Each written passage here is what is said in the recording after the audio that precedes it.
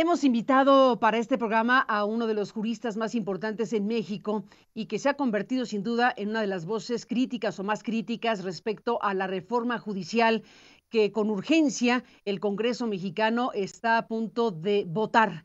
Esto se dice fácil, pero estamos hablando de las pocas horas que faltan para el día de mañana y bueno, ya mañana en la Cámara de Diputados será el tema y hay aquí una discusión fundamental para la República en México.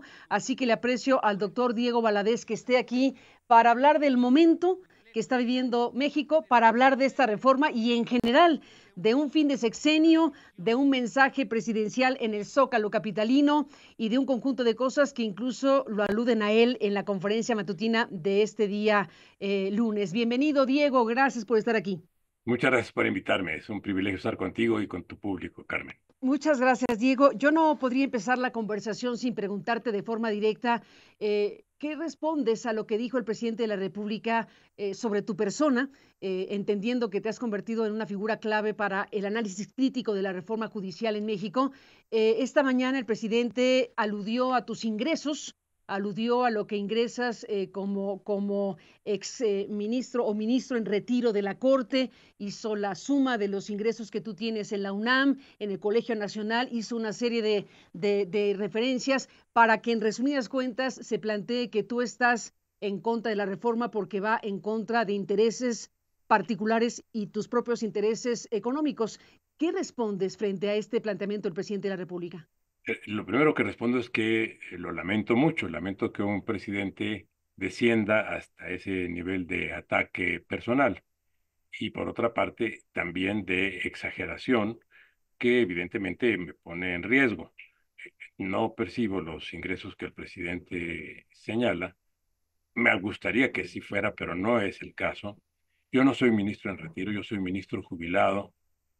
Los que fuimos jubilados en el año 94 fue porque nuestro nombramiento era por tiempo indeterminado y al darse por finalizada nuestra gestión, se nos otorgó una pensión que en aquella época era muy inferior a la que, bueno, los sueldos mismos de los ministros eran muy inferiores a los que se perciben hoy y la pensión estaba en relación con aquellos sueldos de 1994, de hace 30 años. De manera que hay una clara exageración del presidente en este punto. Pero lo lamentable, que es a lo que me refiero, consiste en la personalización del argumento y no en abordar los temas que yo estoy tocando.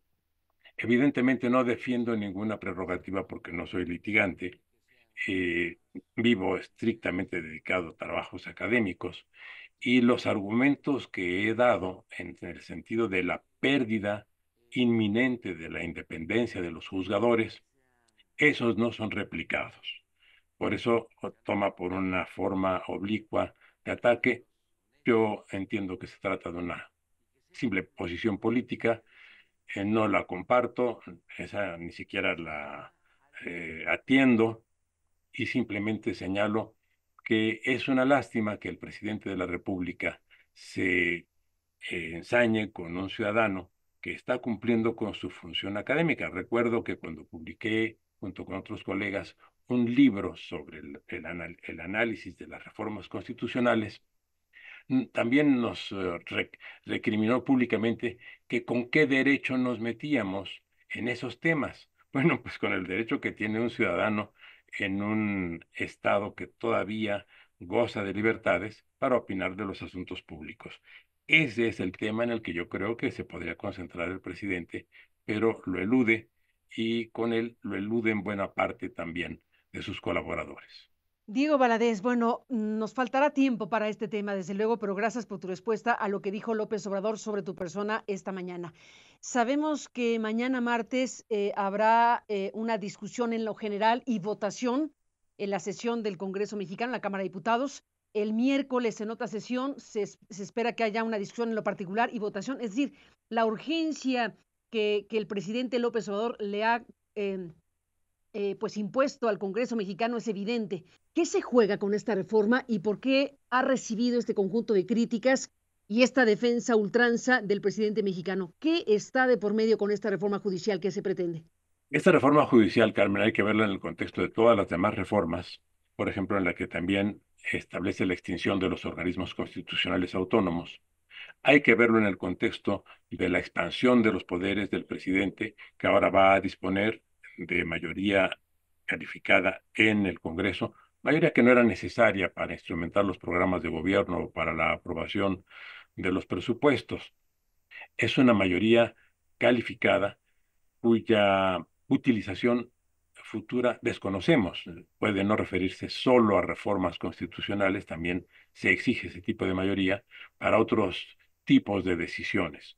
Yo espero estar equivocado, espero que no haya segundas intenciones en cuanto a esa acumulación excesiva de poder, pero el hecho real es que en cuanto a lo que tú planteas de la reforma al Poder Judicial, que se tramitará de manera expeditiva, según ya se nos ha dicho, es la concentración máxima del poder con relación a la historia de México. Nunca los presidentes habían tenido esta suma de poder como la que va a adquirir, como la que ya adquirió el actual presidente y como el que va a heredar a su sucesora. El problema consiste, en cuanto al Poder Judicial en particular, en la pérdida de independencia de los juzgadores y también en el riesgo que se les va a poner en procesos electorales que ya hemos visto tanto en 2018 cuanto en 2024 y en 2021 en particular, los dos últimos procesos, que han contado con la intervención de agentes delictivos que han generado amenazas, intimidaciones y que incluso han llegado al homicidio en muchos casos, homicidios en su mayor parte no esclarecidos todavía. De manera que los juzgadores van a participar también en estos procesos electorales en medio de campañas políticas, porque así se establece en la reforma, de manera que aunque los partidos políticos no intervengan de manera directa en la promoción de las candidaturas de ministros de la Corte, de magistrados y jueces federales y lo mismo de jueces y magistrados locales, es evidente que las listas que patrocinen el presidente de la República y la mayoría parlamentaria que le es afín serán las que tengan mayores posibilidades de éxito. ¿Esto en qué se traducirá? En un quebrantamiento del Estado de Derecho en el país, porque ya las decisiones jurisdiccionales estarán sujetas no a las convicciones que puedan tener los jueces, acertadas o equivocadas, sino a las orientaciones que reciban desde el punto de vista político por parte de quienes hayan sido los patrocinadores de sus candidaturas. Diego Valadez, has utilizado una frase que es acumulación excesiva de poder. Detente en esta parte, te propongo, para que el público que nos está siguiendo en México y en otros países a través de CNN pueda dimensionar la frase que acabas de pronunciar. Acumulación excesiva de poder. Eh, los órganos correspondientes han declarado la mayoría calificada en la Cámara de Diputados y prácticamente en la Cámara de Senadores es un poder prácticamente absoluto. Incluso en el Congreso de la capital de la República Mexicana también han ocurrido cosas. ¿Cómo explicarías al público las situaciones vividas para que el oficialismo tenga esto que tú llamas acumulación excesiva de poder? Nuestro sistema presidencial, diseñado desde 1917 con las características que ahora tiene, fue comprensible en el momento en el que México salía de una guerra civil. Ahora bien, entre 1917 y 2024, la Constitución ha venido dando mayores poderes y facultades constitucionales a los presidentes, de manera que lo que acumulan hoy los presidentes como facultades dadas por la Constitución es enorme.